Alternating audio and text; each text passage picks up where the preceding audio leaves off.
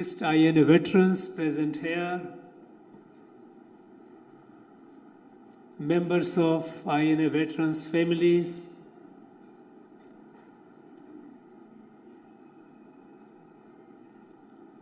as eminent speakers of the day, through Raj Sekhar and Professor Prabal Chaudhary, other distinguished invitees present here, students of Bharatiya Vidya Bhavan who recited this Kadam Kadam Badhai Ja,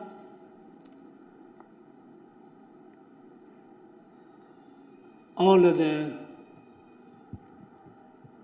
brothers and sisters present here. We are here to commemorate the life and work of one of the greatest sons of Ma Bharati, Netaji Subhas Chandra Bose. We commemorate such great people to ensure that we don't forget our past,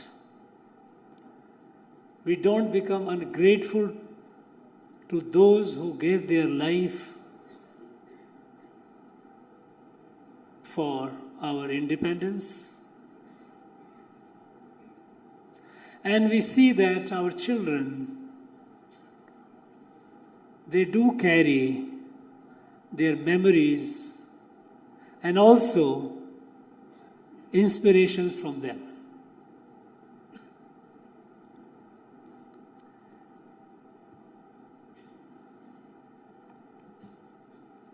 Unfortunately, after the British left,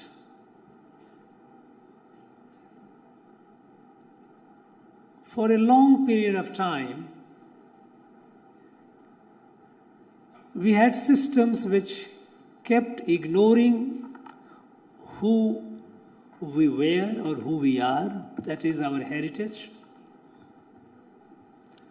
our cultural heritage, our spiritual heritage, our civilizational heritage, and also we kept forgetting all those great people, all those martyrs and other freedom fighters who gave their life and blood for our independence. The nation set on building all anew, forgetting our heritage, forgetting our past heroes, as if everything began new after the British left. And in the process, we got confused because our heritage and our heroes, they live in our hearts, they live in our DNA. It's not easy to forget them, it's not easy to erase them. But this confusion has taken a huge toll on our national progress and also on our national esteem.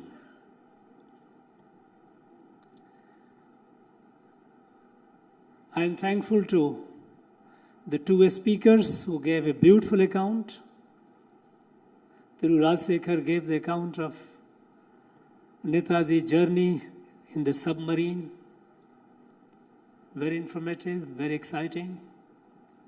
Professor Prabal Chaudhary gave a vivid account of his various facets of life, by and large not known to larger public. The situations through which he went through, the sacrifices that he made, beyond what he did.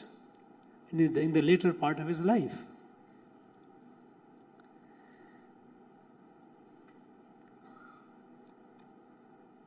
And I feel surprised that here in this land, because we know that in his Azad Hind Fauj, Indian National Army, perhaps the largest number of soldiers and commanders, those who fought, were from Tamil Nadu. They were Tamil people. And I'm not surprised because they were Tamil people who has fought the largest number, but surprised because we do not have much here by way of academic chairs to do researches on Netaji, to study and tell the students, tell the future generations what he did. And what our own people from this land, they did for the freedom of our country. Somehow, the national freedom movement has not got adequate attention here in this land. We have been celebrating, and rightly so, Velu Nachiyar, Veer Bangai. We are all proud of her. We do quote sometime Bharati, V.O. Chidambaram Pillai, and others. But there are large number of people from this land who have given their life for the freedom of our country. And perhaps a large number of them were associated with Netaji. They fought for the freedom of our country along with Netaji. And so it is natural for anyone to expect that in our university we will have Netaji chairs.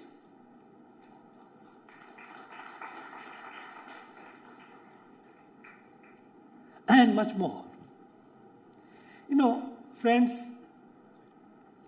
while we talk about Netaji, and because whatever little knowledge is there in the public domain, because much more to be researched, much more to be disseminated to the larger audience.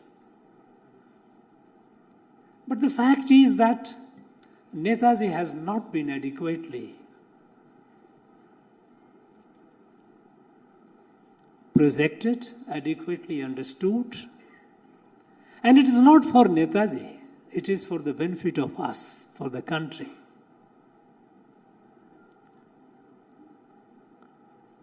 Imagine, at that point of time, he had the vision to have a women battalion. Independent India took almost 7 decades to induct women in combat role in the Indian military. 7 decades. It took Prime Minister Modi to take a decision that no, our women must join the combat wing of the military also, because today war is all the more easier in the sense that it is more technology driven.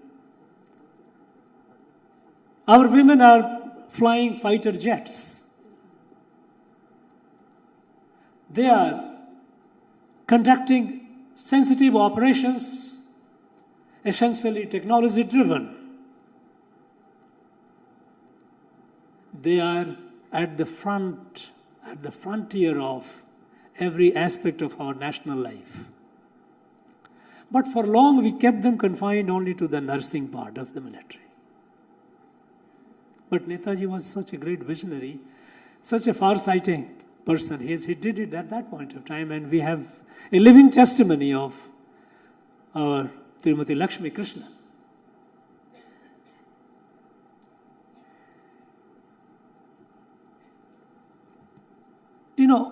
When we study this, a great person like Netaji, while we talk about what he did or she did, in case of Netaji, of course, what he did, But what is important, more important is the consequences of those acts.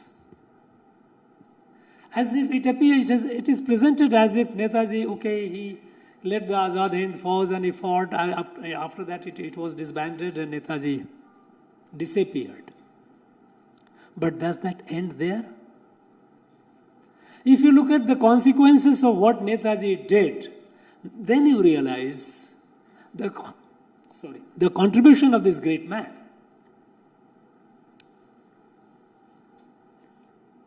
You know, if I say that if Netaji were not there, India would not have become free in 1947.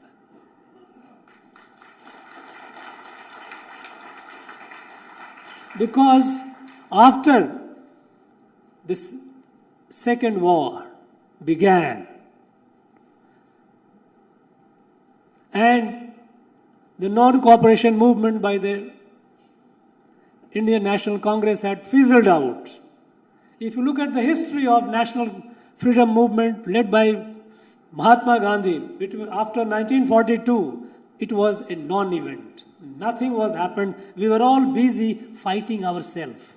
Because Muslim League under leadership of Muhammad Jinnah was fighting for separation, a separate homeland. So we were divided. British were enjoying it. There was no worthwhile resistance to the British rule in India. After 1942, in fact, after the war broke out. We kept saying that we will not cooperate. We kept asking the British to give us the promise that we will cooperate if you agree to make us independence, which they were not agreeable. But the fact is, on the ground, British had no problem. In India, they could have continued for many more years. But Netaji, when he offered a military resistance when he stabilized the government in exile, Azad Hind Sarkar, backed by a military led by an able commander, and the military which fought the British on the ground, which defeated the British in several pockets of their strongholds. A visionary who had the vision to have alliances, military alliances with foreign powers. This military fight with the British by Indian soldiers, organized with a government in exile, recognized by a certain number of countries, equipped with military wares, that did not end with just disbanding of the Indian National Army. It ignited a fire within all the Indian soldiers within the British Army. And while we know that by September 1945, when it was disbanded, within a few months, within 6 months, Indians in British Navy revolted in February 1946. On 18th of February 1946, when the Indian Marines, Indian soldiers in the British Navy, they revolted and they took control of all the 20 warships of the British. The whole Indian Ocean, the whole Royal Navy was paralyzed. They were so scared. The British were so scared. And it did not end with that. While the in the British Navy, they revolted and seized the warships with all the war guns. Indian Air Force went on a strike.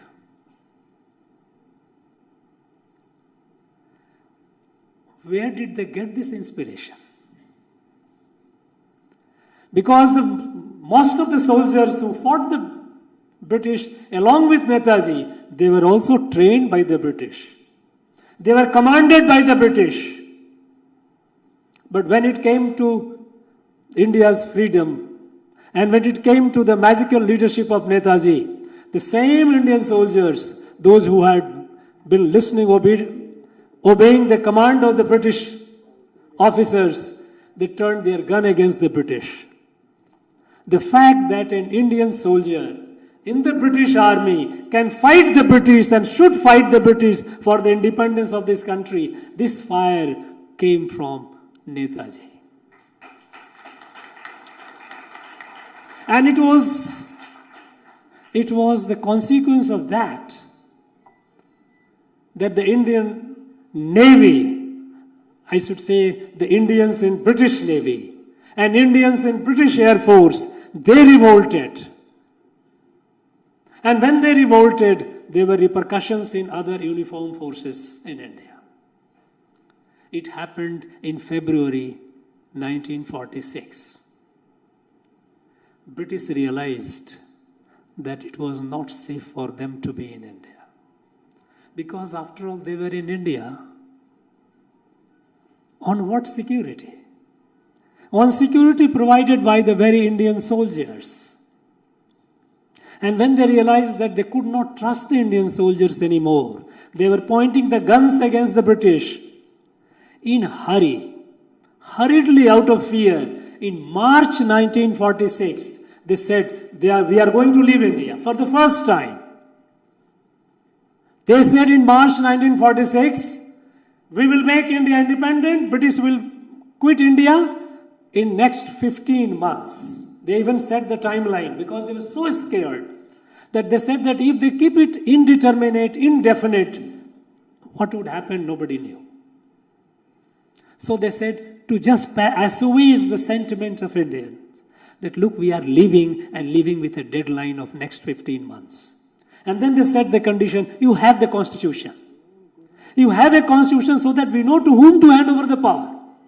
And that is how the cabinet mission plan constituted the Constituent Assembly of India.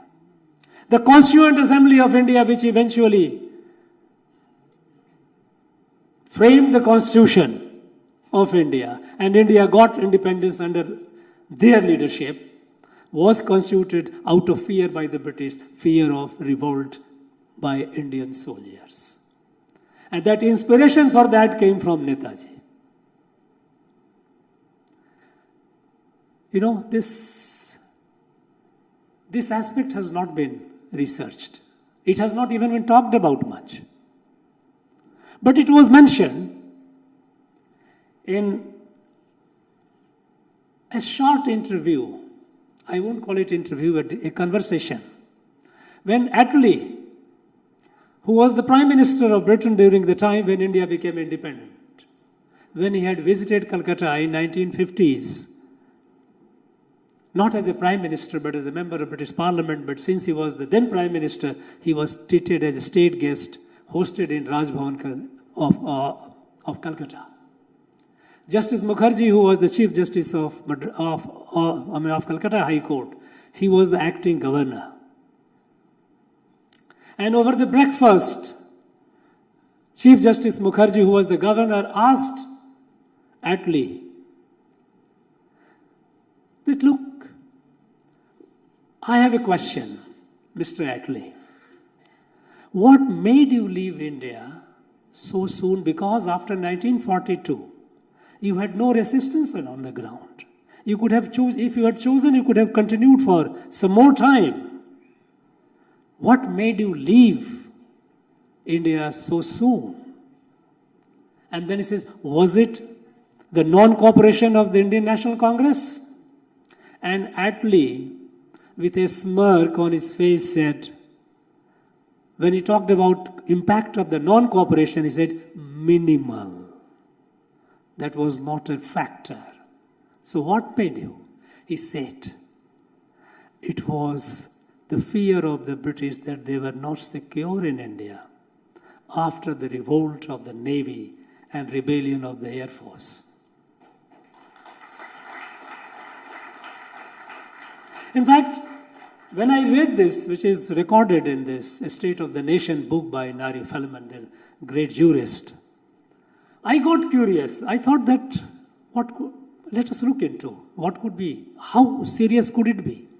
And I happened to serve for a considerable number of years in the Intelligence Bureau, which was the premier intelligence agency, which is the successor of the British intelligence, which was there at the time. And I went into the archive of February, March, those days of 1946. And I was amazed to see the dispatches sent from India to the Britain, to their head office in Britain. Every day was a frightening report. The Central Intelligence, as it was called those days, they said, nothing can be said with a certainty. Anything can happen. Indians are all Indian forces, Indian police, besides Indian military, even Indian police is now in a ferment. You can't trust them. That kind of insecurity which the British get because of this, that they got so panicked that within a month of this revolt, they said they will make India free. Now, if you come to think of it, the consequence of what Netaji did. Netaji, this is far more important. And if one says that our freedom we owe to a great deal to Netaji, it is not an exaggeration. How can we put such a great person at the margin of our national freedom movement history? This is ingratitude of the highest order. And we are not ungrateful. We are not a nation of ungrateful people. We have to reclaim our proud legacy, proud heritage of Netaji's and his contributions to our motherland, Bharat.